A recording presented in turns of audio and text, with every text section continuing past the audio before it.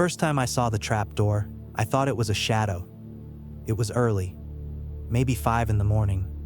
I'd woken up too cold again and gone looking for coffee before sunrise. The pantry is a tight little square in the back of the cabin, barely big enough for me and a stack of cans. The floor creaks there. It always has. But that morning, something about the way the boards groaned under my feet felt off, like I was stepping on something hollow. I flicked the light on and squinted at the wood. That's when I saw the outline, a thin rectangle, seams packed with dust, right where the shelving met the far wall. It couldn't have been new. This cabin was built in the 60s, handed down through too many hands to count. Still, I knew every corner of it, or I thought I did. I knelt down and traced the edge with my thumb. The dust was packed hard, gritty.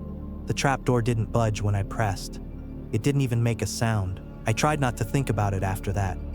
Maybe it was always there. Maybe I just missed it. I made coffee and spent the morning pretending it didn't bother me. By noon, I'd found reasons to walk through the pantry at least 6 times, grabbing soup, checking for flour, putting things back I didn't need. Every time, my eyes went straight to that seam in the floor. I tried to convince myself it was nothing, just another sign the place was older than I'd ever give it credit for. But as the sun started to go down and the air in the cabin cooled, I caught myself standing over the trapdoor, holding a flashlight, trying to see if the dust had shifted. That night I barely slept. Not because of the trapdoor, I told myself, just one of those nights. Cold, restless, the wind knocking against the windows. It happens out here. But around 3 in the morning I woke up to a sound. Not wind, not the wood settling. It was a faint, deliberate knock, 3 times, slow and careful, coming from the direction of the pantry. I lay there, listening, waiting for it to repeat. It didn't. I got up anyway, walked the creaking hall in bare feet, and stood outside the pantry door, hand on the knob. The knocking didn't come again. I went back to bed, told myself it was a branch, or maybe a mouse in the walls. In the morning, I found a thin line of dirt trailing from the pantry door to the middle of the kitchen. It looked like something had been dragged across the floor, but I hadn't moved anything. My boots were still dry by the door, no mud on the soles. I swept it up and pushed the thought out of my mind. For the next 2 days, the knocking kept me on edge. Always at night, always 3 slow knocks. Sometimes they were louder, sometimes almost too faint to notice. Sometimes I thought I heard a scraping sound, like nails or fingers moving across the wood. I didn't open the pantry at night after that. I locked the door and told myself it was just to keep the cold out. I left the trap door alone. But every morning, there was more dirt on the floor. Sometimes muddy prints, long, wide, with a shape that didn't quite match any boot I owned. I started to forget things. Where I put my keys, what day it was, whether I'd locked the front door or not. The cabin felt unfamiliar in small, stupid ways. A chair in the wrong spot, a picture frame tilted differently, food missing from the shelves. I blamed it on stress, or maybe just getting older. One afternoon, trying to prove to myself I wasn't losing it, I pulled out the old box of family photos from under the bed. Most of them were faded Polaroids. My parents, my uncle, the cabin in winter, the same old pine trees crowding the windows. I flipped through them, looking for something, anything, that might explain the trapdoor. That's when I saw it. In one photo, maybe 40 years old, someone had taken a shot of the kitchen from the back doorway. The pantry door was open in the background, and on the floor, just visible through the shadow, was the trapdoor. Only it wasn't closed all the way. The edge was lifted, just enough for a pale hand to be reaching up from the darkness below. I stared at that picture until my hands started to shake. The next night, I stayed awake, sitting in the kitchen with every light on. I had a crowbar on the table and a mug of cold coffee at my elbow. Around 2 in the morning, the knocking started again. Louder this time, closer. I tried to ignore it, but it got under my skin. I stood crowbar in hand and marched into the pantry. The knocking stopped the second I touched the trapdoor. The wood was cold, colder than the air in the room. I jammed the crowbar under the seam and pushed with everything I had, but the door didn't budge. Not a crack, not a groan. It was like it was bolted from the other side, or like it wasn't a door at all. I tried again the next day and the next. Nothing worked.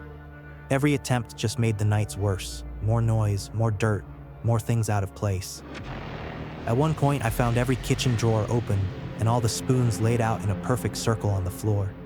It stopped feeling like my cabin. I stopped feeling like myself. By the end of that week, I was barely sleeping at all. Every time I shut my eyes, I'd see that hand from the old photo, reaching, waiting, patient. Sometimes I'd dream I was standing over the trapdoor, hearing something breathing beneath the floorboards. Sometimes the dreams were worse. I'd be down in the darkness, looking up, and see my own face staring back through the crack. I started locking every door in the cabin before sunset. The pantry got a chair wedged under the knob, and I dragged an old dresser in front of it just in case. Didn't help much. Most nights I'd wake to the same knocking, but sometimes it sounded like footsteps, slow and heavy, moving just beneath my feet. Other nights it was whispering, nothing I could make out, just the rhythm of words moving through the floor. On the worst nights, I'd hear my name. I tried to rationalize it, the way you do when you're desperate to keep your sanity. Old houses settle. Wind does weird things out here. Maybe there were animals in the crawl space.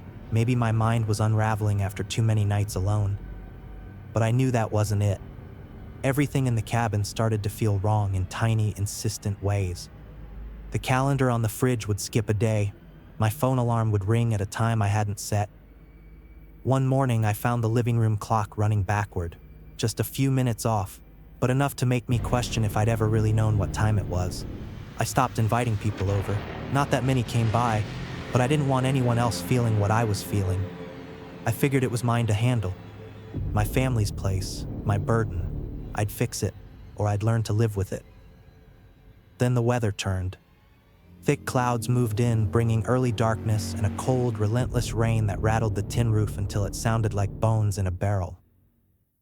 That night, the knocking didn't stop after 3 beats.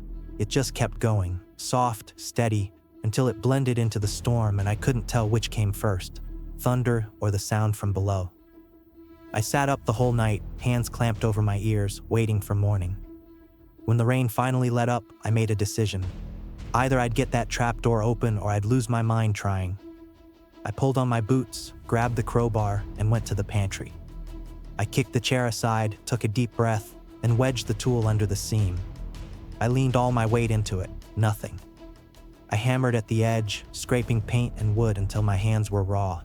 Still nothing. But the knocking got louder, closer. I lost it. I slammed the crowbar down again and again, shouting at the damn floor, at whoever or whatever was underneath, demanding it stop, demanding it answer, demanding it leave me the hell alone. And then, as if something finally gave up, the trapdoor shuddered and popped open with a sound like tearing cloth. The smell hit first, earth, rot, something old and wet and hungry. I fumbled for my flashlight, shining it down into the dark. The cellar was barely more than a hole, stone walls slick with moisture, floor thick with black mud. An old, broken chair sat in the corner, one leg missing. Nothing else, no movement, no sign of life. I stood there, breathing hard, waiting for the fear to pass. It didn't. That's when the pantry door slammed shut behind me. I jumped, spun around, and yanked the handle. Locked. I banged on the door, called out, but my voice sounded muffled, like I was shouting underwater. It was pitch black except for the weak flashlight beam cutting across the cellar below. I listened for the knocking, the footsteps, anything. All I heard was my own heart pounding in my ears. I don't know how long I stood there. It felt like hours, maybe days. Eventually, the door creaked open on its own, slow and reluctant. I stepped back into the kitchen. The air felt different, heavier, colder, wrong. At first, I thought I'd imagined it. But as I walked through the cabin, I started noticing things. Doors hung on the opposite side of the frame, pictures swapped for ones I didn't remember taking, furniture arranged just out of place. Even the view from the windows seemed off. Trees in the wrong spots, the driveway curving a different direction. Like the whole place had been rebuilt by someone who'd only seen it in a dream. I wanted to believe it was just exhaustion, just my mind playing tricks. But that night, as I lay awake listening to the rain come back, I heard a new sound. Knocking. Not from the pantry this time, but from the cellar door, the one I'd just opened, the one I'd never seen before. It's still knocking some nights, 3 slow, careful taps, then silence. I haven't opened it since, and I don't think I ever will. If this story left you with a lingering chill, be sure to hit the like button, subscribe, and turn on notifications so you never miss a new story. Thanks for watching Cabin of Whispers. See you next time.